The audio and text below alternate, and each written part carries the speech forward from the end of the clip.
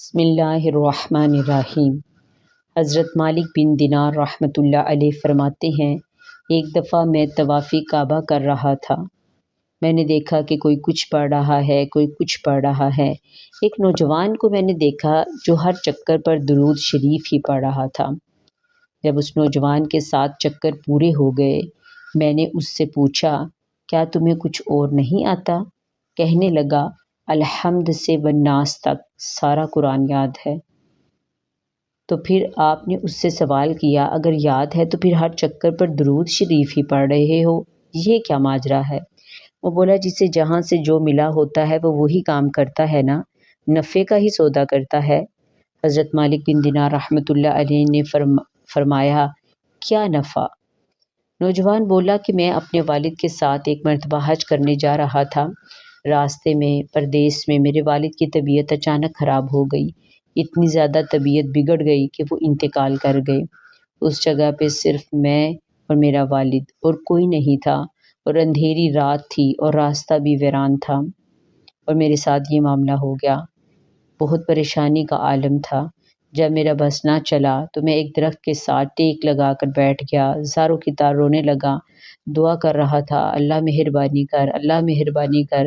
کہتا ہے، میں نگاہیں جھکائے بیٹھا ہوا تھا، اچانک ہی مجھے خوشبو آنے لگی۔ میں نے اس کو محسوس کیا۔ جب میں نے نگاہ اٹھائی تو دیکھا کہ میرے قریب سے کچھ لوگ گزر رہے ہیں۔ جب میں نے غور سے دیکھا تو مجھے وہ دنیا کے باسی نہیں لگ رہے تھے۔ وہ 5 لوگ تھے۔ میں کھڑا ہوا۔ میں نے کہا کہ آپ لوگ کون ہو؟ اس دکھ میں، اس تکلیف میں، اس ویرانے میں آپ آئے ہو، آپ لوگ ہو کون؟ ان میں سے ایک بولا، میں علی رضی اللہ تعالیٰ عنہ ہوں، یہ عثمان رضی اللہ تعالیٰ عنہ ہیں، وہ ابو بکر ہیں، وہ عمر رضی اللہ تعالیٰ عنہ ہیں، اور درمیان میں ہمارے سردار محبوب خدا ہیں۔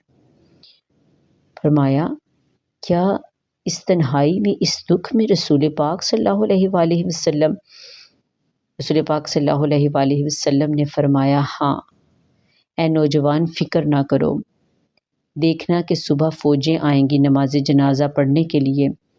میں نے کہا، یا رسول اللہ صلی اللہ علیہ وآلہ وسلم، یہ تو بتائیے میرے باپ نے ایسا کیا کیا تھا کہ اتنی تاریک رات میں آپ آئے ہیں، اور آپ آئے ہیں اور آپ میرے باپ کو روشنی بانٹ رہے ہیں؟